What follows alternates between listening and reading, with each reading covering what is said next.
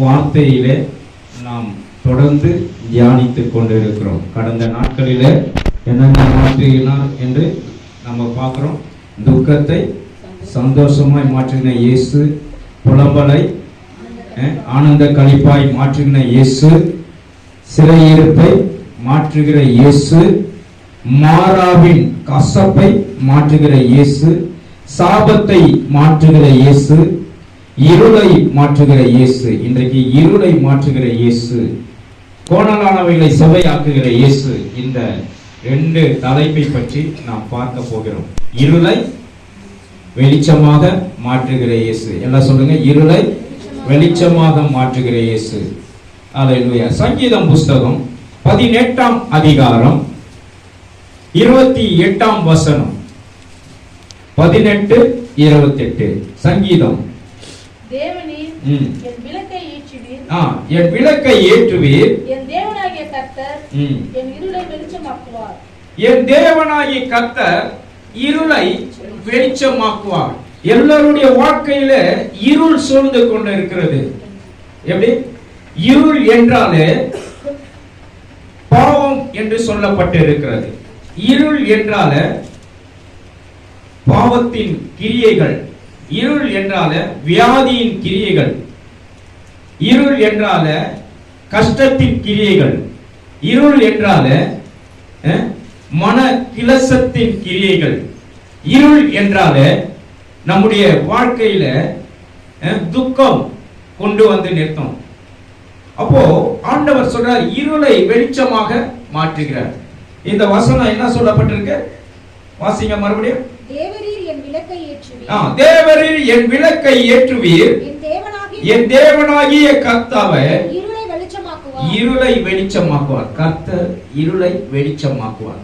எத்தனை பேர் விசுவாசிக்கிறீங்க? அல்லேலூயா. ஒருவர் டாக்டர் கிட்ட உடம்பு சரியில்லைன்னு சொல்லிட்டு போனார். ஒரு டாக்டர் இருக்கார். டாக்டர் கிட்ட போயிட்டு, ஐயா எனக்கு சரியாவே தூக்கம் வரமாட்டேங்குது, எனக்கு சரியாக தூக்கம் வரமாட்டேங்குது, பயங்கர குழப்பமாகவே இருக்குது, எனக்கு ஒன்றுமே பண்ண முடியல, கவலையாக இருக்கு அப்படின்னு சொல்லிட்டு சொன்னார். போய் அந்த டாக்டர் எல்லாம் செக்கப் பண்ணி பார்த்துட்டு அவர் சொன்னாராம், உங்களுக்கு எல்லாமே நல்லா தானே இருக்கு, ஒன்று செய்யுங்க, இங்க சென்னையில் ஒரு பெரிய ஒரு சர்க்கஸ் நடந்துட்டு இருக்கு. அந்த சர்க்கஸ்ல ஒரு சர்க்கஸ் நல்ல ஒரு சந்தோஷப்படுத்துறதுக்கு ஒரு ஒரு மனுஷன் இருக்கிறான். அவங்ககிட்ட போயிட்டு பேசுனீங்களாலும் போதும், அவன் வந்து உங்களை சந்தோஷப்படுத்திடுவான் அப்படின்னு சொன்னான். அந்த சந்தோஷப்படுத்துகிறான் நான் தாங்க அப்படின்னு சொன்னார். அந்த சர்க்கஸ்காரன் நான் தான்.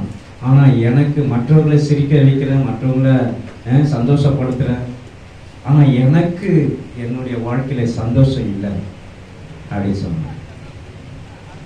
பாருங்க, சந்தோஷப்படுத்துவாங்க, பயங்கரமான ஒரு சிரிப்பு கொண்டு வருவாங்க, எல்லாமே கொண்டு வராங்க, ஆனா அவங்க வாழ்க்கையில என்ன இருக்காது?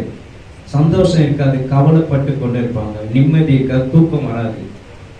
ஆனால் இயேசு கிறிஸ்துவை நம்மை மாற்றுகிற தேவனாய் இருக்கிறார். இயேசு கிறிஸ்துவை நம்புகிறவர்களை ஆண்டவர் கோணலானவைகளை செவ்வைப்படுத்துவார்.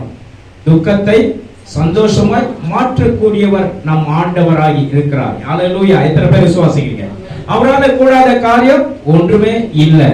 ஆகவே இன்றைக்கு எப்பேற்பட்டவர்கள் பெரிய ஆட்களா இருக்கலாம், ஆனால் ஆண்டவர் நம்மை துக்கத்தை சந்தோஷமாய் மாற்றுகிற தேவன் நம்மோட கூட இருக்கிறார். பாருங்க, நீங்க பார்த்தீங்கன்னா தானியேல் புஸ்தகம் 2:22 வாசிங்க. தானியேல் புஸ்தகம் 2:22.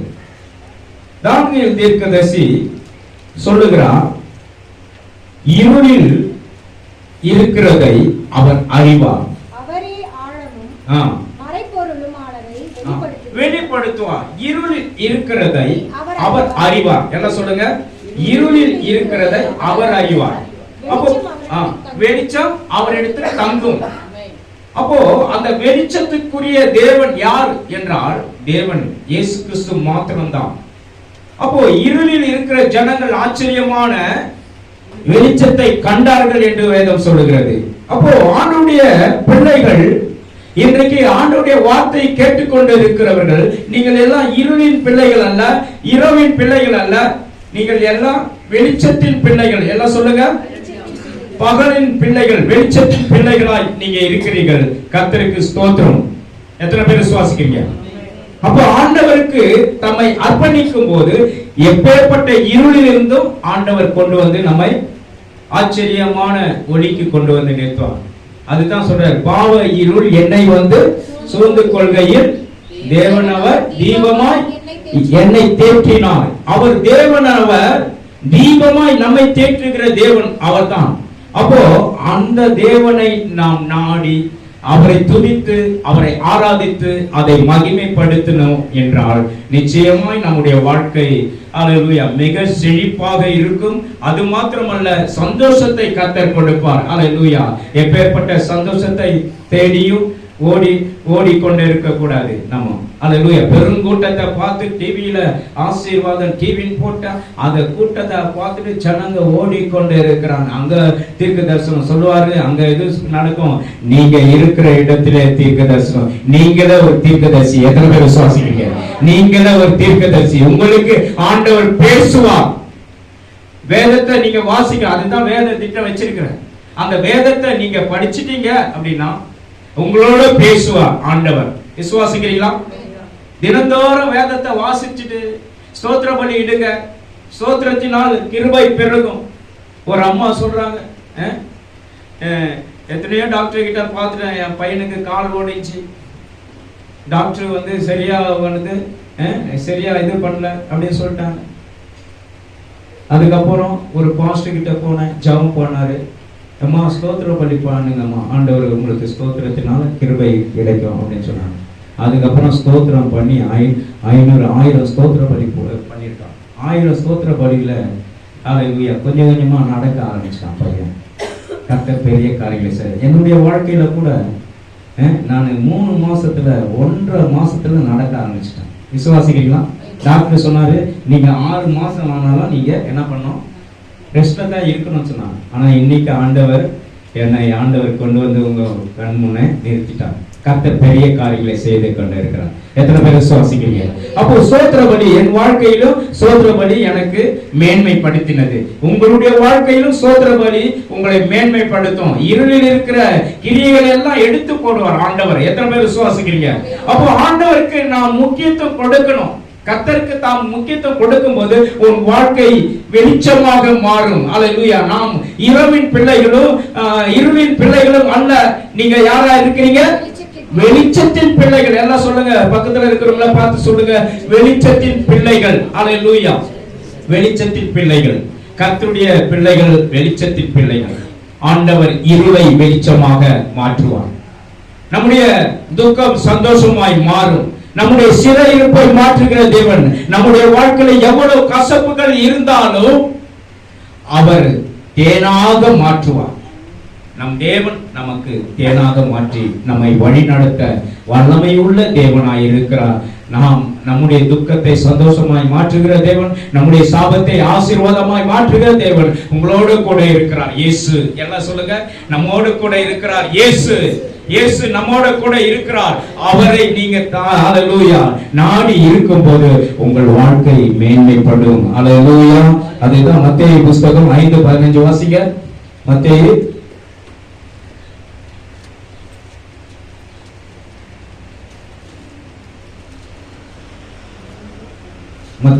5:15.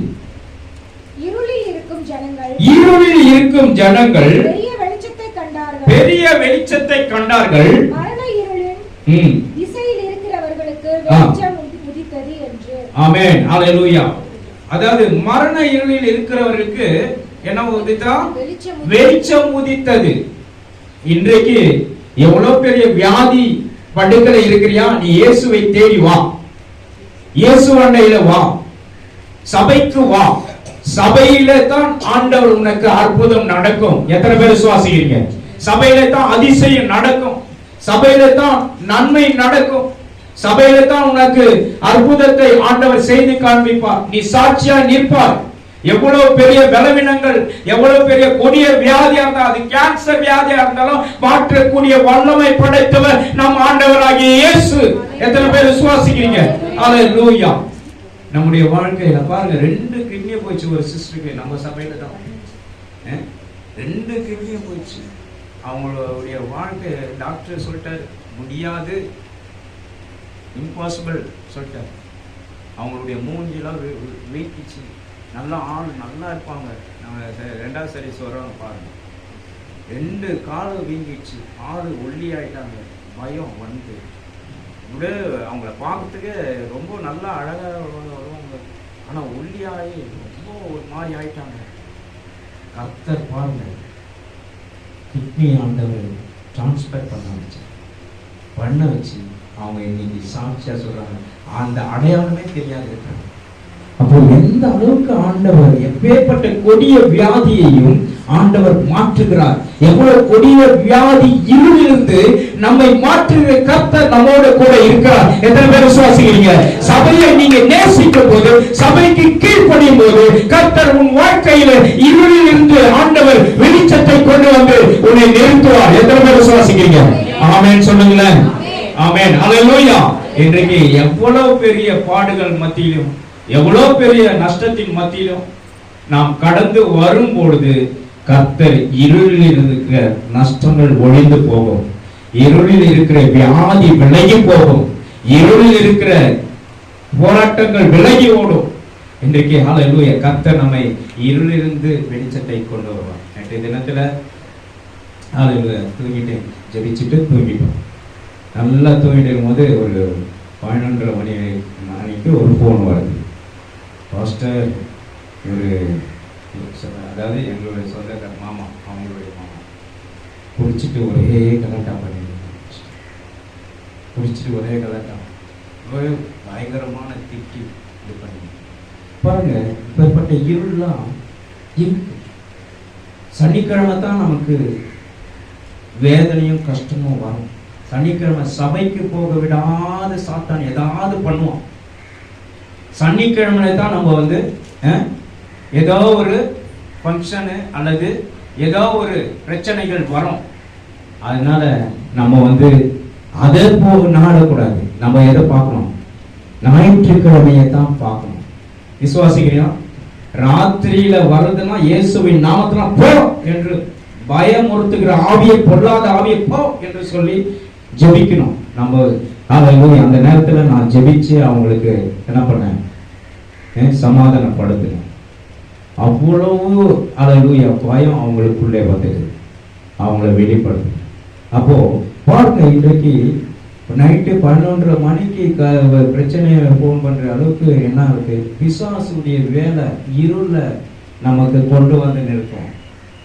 அந்த மாதிரி காரியங்களுக்கெல்லாம் நீங்க ஜாக்கிரதையா இருக்கணும். ராத்திரி நேரத்துல பிரச்சனை வருது அப்படின்னா ஏதோ பிசாசு திட்டமிடுறான்னு சொல்லிட்டு நினைச்சுக்கங்க.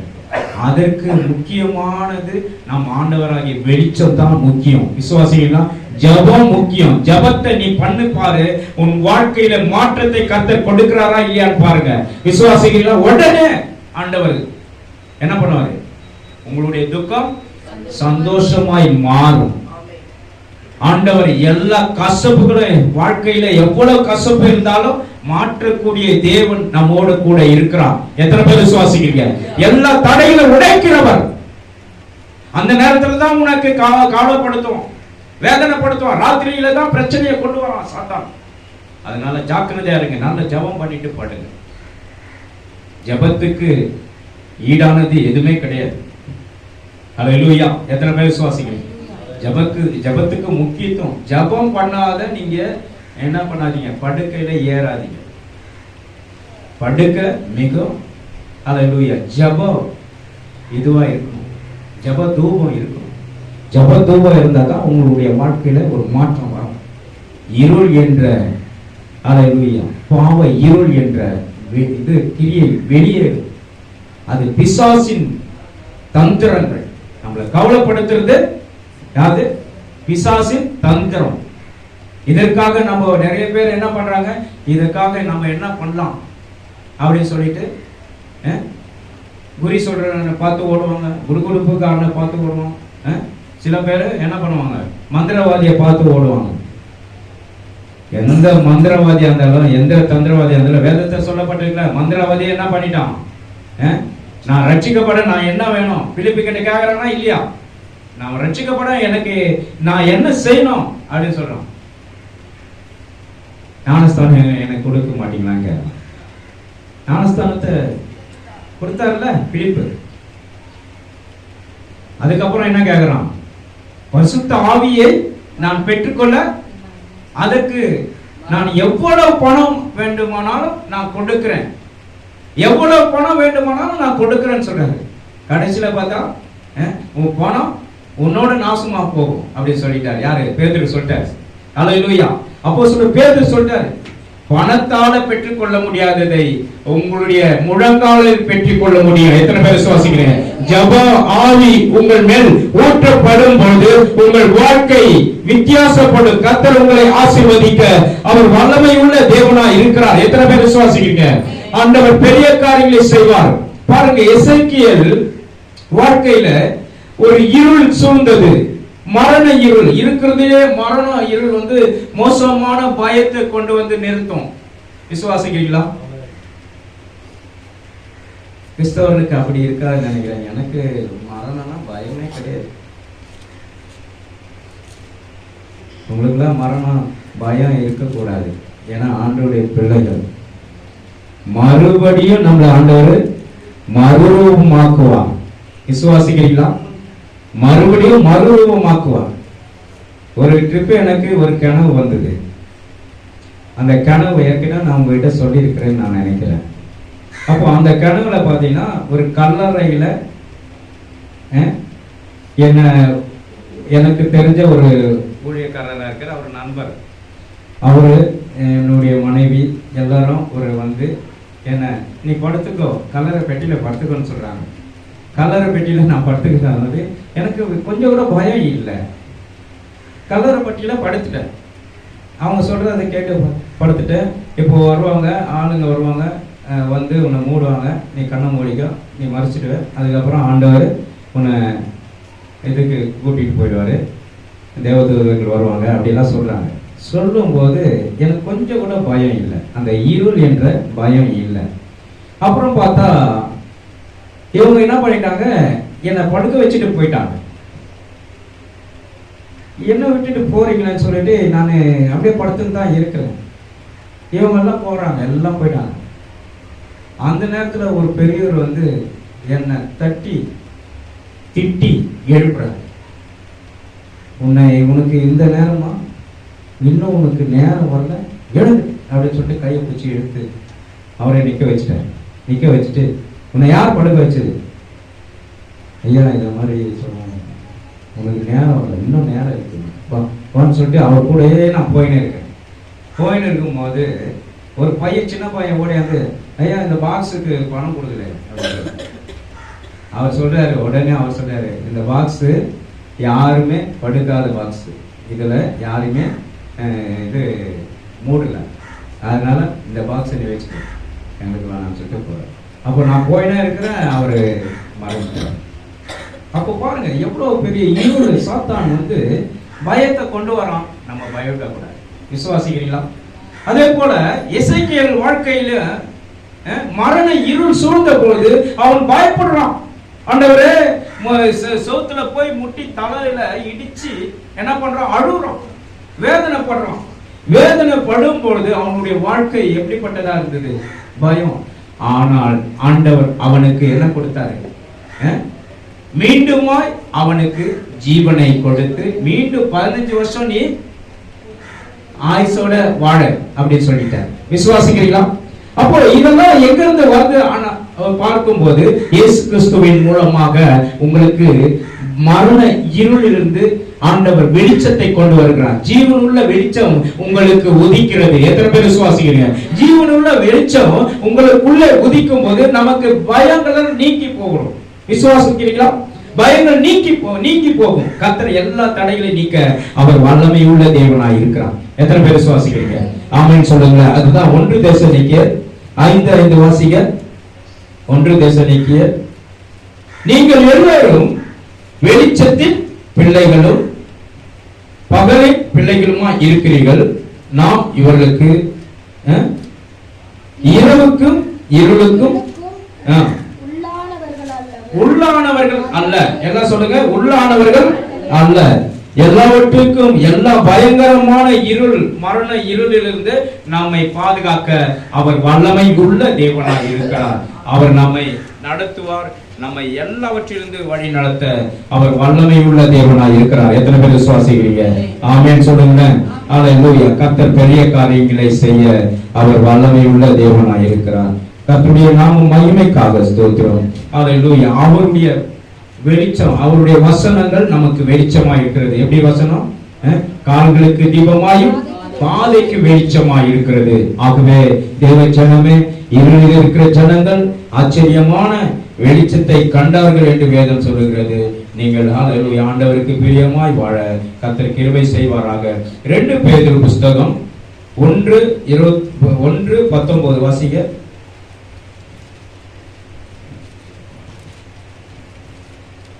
2 பேதுரு புத்தகம் 1:19. அதிக உறுதியான தீர்க்க தரிசன வசனமும் நமக்கு உண்டு.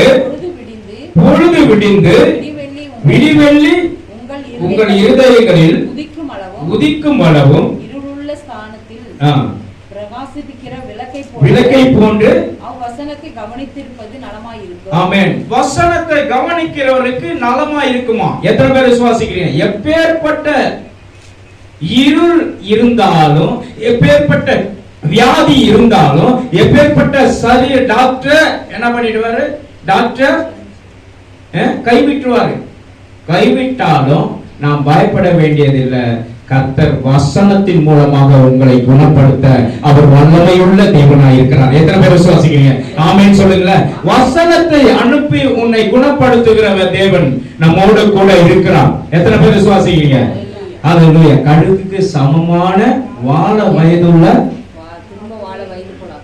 திரும்ப வாழ வயதுள்ள போல ஆக்குவார். திரும்ப அப்படின்னா என்ன அர்த்தம்? திரும்ப நீங்க 30 வயசு ஆன மாதிரி ஆயிடுங்க. 60 வயசு ஆளுங்க 30 வயசு ஆனவர் மாதிரி ஆயிடுங்க. விசுவாசிக்கிறீங்களா?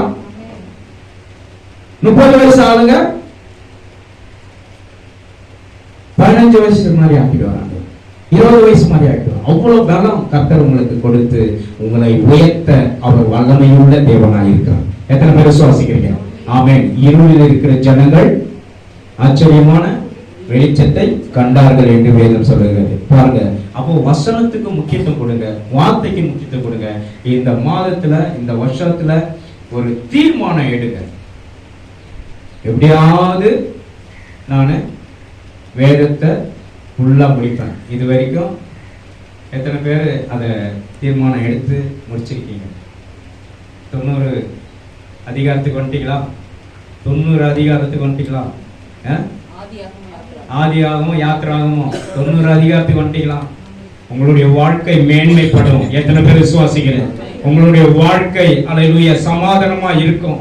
உங்கள் வாழ்க்கையில எல்லாம் சக்சஸ்ஃபுல்லா மாறும். நீங்க தைரியமாய் அல்லேலூயா பேசலாம் ஆண்டவர்கிட்ட.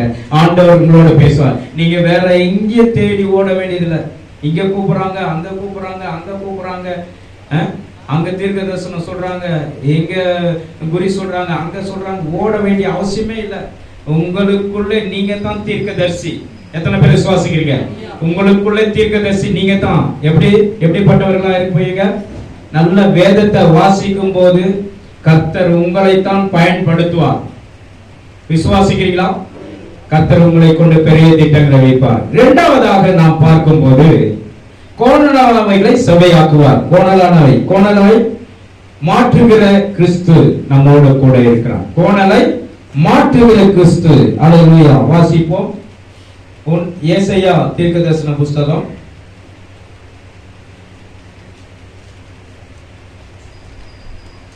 2 ஏசாயா 45:2 வாசிங்க. நான் உனக்கு முன்னே போய் கோணலானவைகளை செவ்வையாக்குவேன் என்று சொல்றார். எப்படி? கோணலானவைகளை செவ்வையாக்குவேன். அல்லேலூயா. கர்த்தருடைய நாமம் மகிமைப்படுவதாக. கோணலானவைகள் அப்படின்னா உங்களுக்கு எந்த ஒரு உங்களுக்கு தெரியுது? கோணலான வாழ்க்கை. இந்த வருஷம் வாக்குத்தத்தம் எனக்கு பர்சனல் வாக்குத்தத்தத்தை எடுக்கும்போது கோணலானவைகளை செவ்வையாக்குவேன் என்ற வசனம் எனக்கு வந்தது. அப்போ கோணலானவைகளை செவ்வையாக்குகிறார். கோணலானவைகள் என்றால் என்ன? சர்பம் எப்படி போவோம்? வளைஞ்சு தான் போவோம். சர்பம் எப்படி போவோம்? வளைஞ்சு போவோம். சாத்தான் நம்முடைய வாழ்க்கையை பாவத்தை அனுப்பி அல்லது வேற ஏதாவது அனுப்பி நம்மளுடைய வாழ்க்கையை என்ன பண்றோம்? கோணல் மாறுபாடாக மாற்றுவான். ஆனால் ஆண்டவர் நம்மை செவ்வை ஆக்குகிற தேவன். அல்லேலூயா. எத்தனை பேர் விசுவாசிக்கிறீங்க? கோணலானவைகளை செவ்வை ஆக்கி நம்மை வழி நடத்துகிற தேவன் நம்மோட கூட இருக்கிறார். ஆகவே இன்றைக்கு ஆண்டவருடைய பிள்ளைகள் கோணலானவைகளை செவ்வையாக்குகிற தேவன் உங்களை செவ்வையாக்குவார். நேர் வழியில நடத்துவார். நேர்மையாய் நடந்து ஆண்டவருக்கு முக்கியத்துவம் கொடுத்து பாருங்க, உங்கள் வாழ்க்கை மாறும். எல்லா தடைகளை நீக்க அவர் வல்லமை உள்ள தேவனாய் இருக்கிறார். விசுவாசிக்கிறீங்களா? அது கோணலானவைகளை ஆண்டவர் மாற்றுகிற தேவனாய் இருக்கிறார். அப்போ ஆண்டவருடைய நாமம் மகிமைப்பட நீங்கள் செய்ய வேண்டிய காரியம் என்னன்னா, நீங்கள் கோணலானவைகளை ஆண்டவர் செவ்வைப்படுத்துகிற தேவன் உங்களோடு கூட இருக்கிறார் என்பதை நீங்க நிச்சயமா அறிந்திருக்க வேண்டும். ஆகவே இன்றைக்கு அப்போஸ்தலர் நடவடிக்கைகள் 9:5 பார்த்தீங்கன்னா, சவுல் என்ற வாலிபன் கிறிஸ்தவர்களை அழித்துக் கொண்டு, கிறிஸ்தவர்களை ஒடுக்கிக் கொண்டு, கிறிஸ்தவருக்கு எதிராய் அவன் பாவம் செய்து கொண்டிருந்தான். கிறிஸ்தவருக்கு எதிராய் பாவம் செய்து கொண்டிருந்தான். ஆனால் அவனுடைய வாழ்க்கையை ஆண்டவர் மாற்றுவதற்காக எப்படிப்பட்ட நிலைக்கு வந்தார்? அவர் வாசிங்க 9 அப்போஸ்தலர் 9:5 வாசிங்க. அதற்கு அவன், ஆண்டவரே, நீர் யார் என்றார். பாருங்க, அவன் வாழ்க்கை செவியாவது பாருங்க. அதற்கு கர்த்தர், நீ துன்பப்படுத்துகிற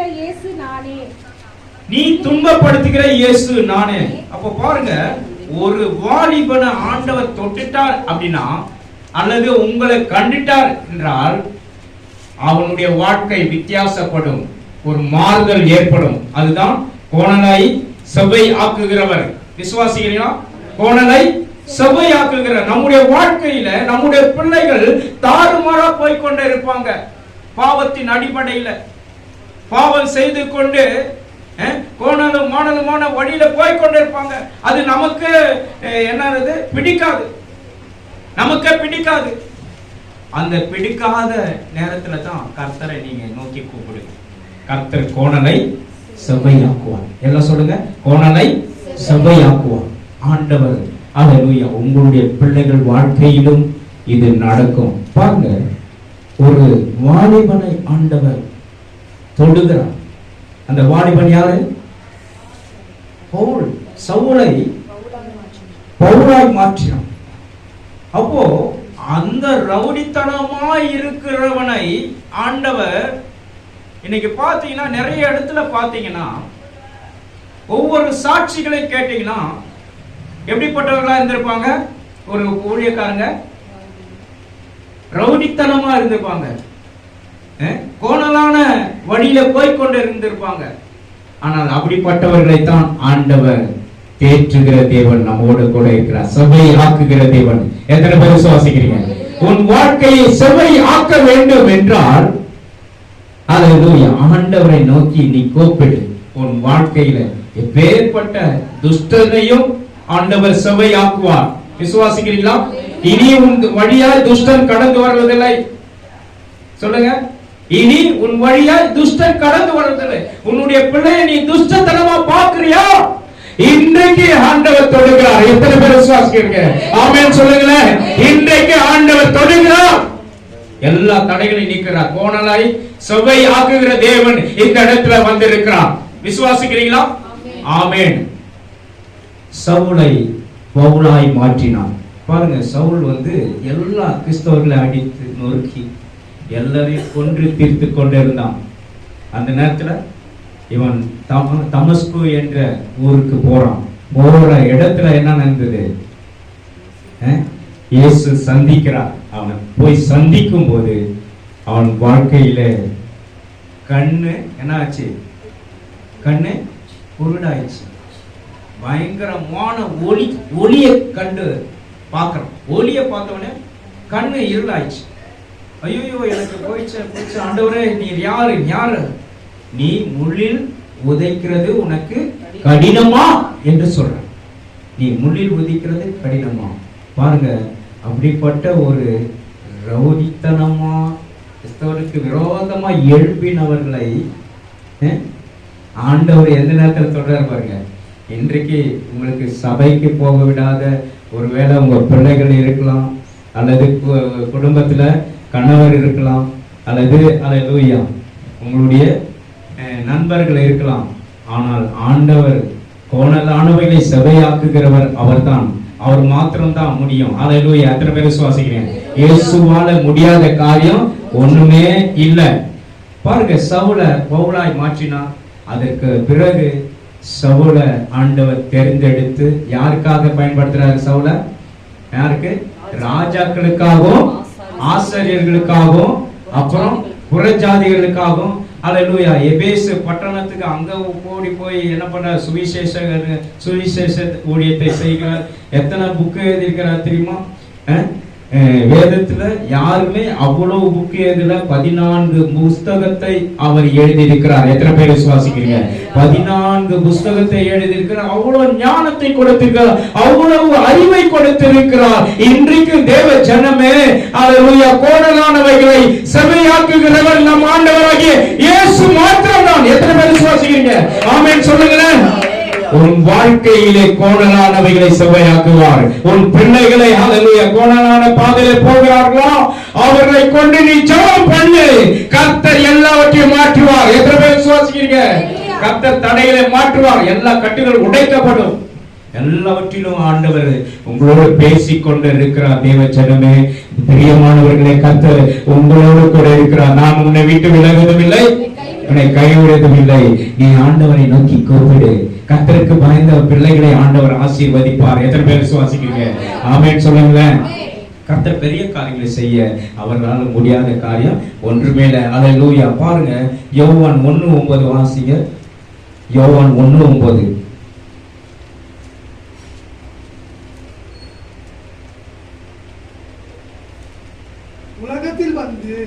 உலகத்தில் வந்து எந்த மனுஷனையும் பிரகாசிப்பிக்கிற அந்த மெய்யான ஒளி தான் இயேசு.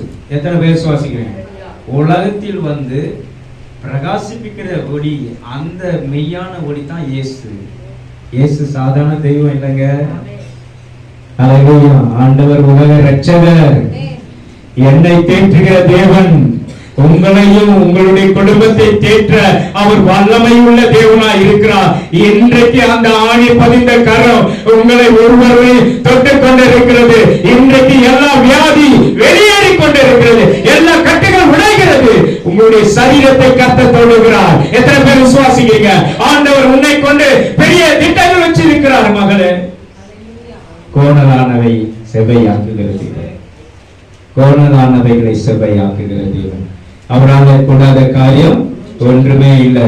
துக்கத்தை சந்தோஷமாய் மாற்றுகிற இயேசு, புலம்பலை களி கூற வைக்கிற இயேசு, சிறையிருப்பை மாற்றுகிற இயேசு, மாறாவின் கசப்பை மாற்றுகிற இயேசு, இருளை வெளிச்சமாக்குகிற இயேசு, கோணலானவைகளை செவ்வையாக்குகிற இயேசு. அவர் மாறாதவராய் இருக்கிறார். அவர் உங்களை மாற்றுவார். எத்தனை பேர் விசுவாசிக்கிறீங்க? இயேசு என்னை மாற்றுவார் என்ன சொல்லுங்க. இயேசு என் பிள்ளையை மாற்றுவார், என் குடும்பத்தை மாற்றுவார். எல்லாரும் சொல்லுங்க. இன்றைக்கு கர்த்தர் உன்னை கொண்டு பெரிய திட்டங்கள் வச்சிருக்கிறார். கர்த்தர் உன்னாலே அல்லேலூயா. சங்கீதக்காரன் சொல்லுகிறார், உம்மாலே ஒரு சேனைக்குள் பாய்வேன், என் தேவனால் மதிலை தாண்டுவேன். என்ன சொல்லுங்க. உம்மாலே சேனைக்குள் பாய்வேன், என் தேவனாலே மதிலை தாண்டுவேன். அல்லேலூயா. அவர் பிரகாசிப்பிக்கிற ஒளி, மெய்யான ஒளி. அந்த ஒளியை நீங்க நம்பி ஆண்டுடைய சமூகத்தில நீங்க தன்னை அர்ப்பணிக்கும் போது உங்களுடைய வாழ்க்கை மாறும். தடைகள் நீக்குவார், எல்லா கட்டுகள் உடைக்கப்படும். தேவைகளை ஆண்டவர் உங்களுடைய கண்ணீரை அல்லேலூயா ஆண்டவர் துருத்தில வைத்திருக்கிறார். உன் கண்ணீரை மாற்றுவார். எல்லாம்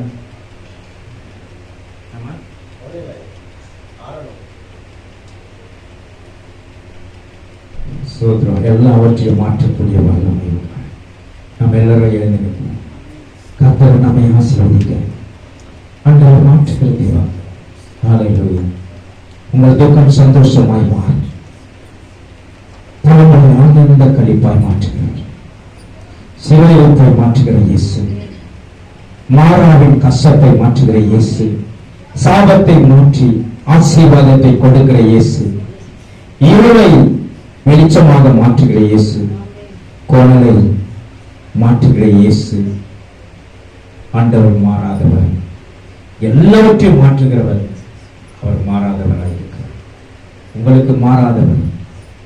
ஆண்டவர் எப்பொழுதும் உங்களுடைய கூப்பிடுதலுக்கு குரல் கொடுக்கிறவர். அவர் மாறாதவர், என்றென்றைக்கும் அவர் ஸ்தானத்தை விட்டு மாறாதவர். அவர் மகிமையின் ராஜாவாய் இருக்கிறார். ஆண்டவர் இருளின் ராஜ்யத்தை ஒழிக்கக்கூடியவர், எல்லா கிரைகளை அடிக்கக்கூடியவர், எல்லா தடைகளை நீக்கக்கூடியவர். ஆண்டவர் பேசின முதல் வார்த்தை என்ன சொல்லுங்க. வெளிச்சம் உண்டாக கடவுது என்று சொல். வெளிச்சம் உண்டாக கடவுது என்று சொல். ஆதியாகமத்தில் முதல் வார்த்தை. அந்த வார்த்தையின் மூலமாக இன்றைக்கு உங்களுடைய ஒரு வாழ்க்கையில இருக்கிற இருள் எல்லாம் ஒழிந்து போயிடும். கஷ்ட இருள் ஒழிந்து போயிடும். சோர்வு என்ற ஒரு இருள் ஒழிந்து போயிடும். சாதம் என்ற இருள் ஒழிந்து போயிடும். சிறையிருப்பு என்ற இருள் ஒழிந்து போயிடும். எல்லாம் அல்லேலூயா. நஷ்டம் என்ற இருள் ஒழிந்தன. வியாதி என்ற இருள், துக்கம் என்ற இருள், நோய் என்ற இருள் எல்லாவற்றையும் மாற்றி உன் வாழ்க்கையில சமாதானத்தின் வெளிச்சத்தை கர்த்தர் கொண்டு வந்திருக்கிறார். இருள் மறைந்து வெளிச்சம் உன் வாழ்க்கையில அமையட்டும். கர்த்தருடைய நாம மகிமைக்காக ஸ்தோத்திரம். அந்த நாளில ஒவ்வொருடைய வாழ்க்கையை மாற்றியதுக்காக நாங்கள் சொல்கிறேன். ஒவ்வொருவரையும் பாதுகாத்ததுக்காக இயேசுவின் நாமத்தில் பிதாவே, ஆமென், ஆமென்.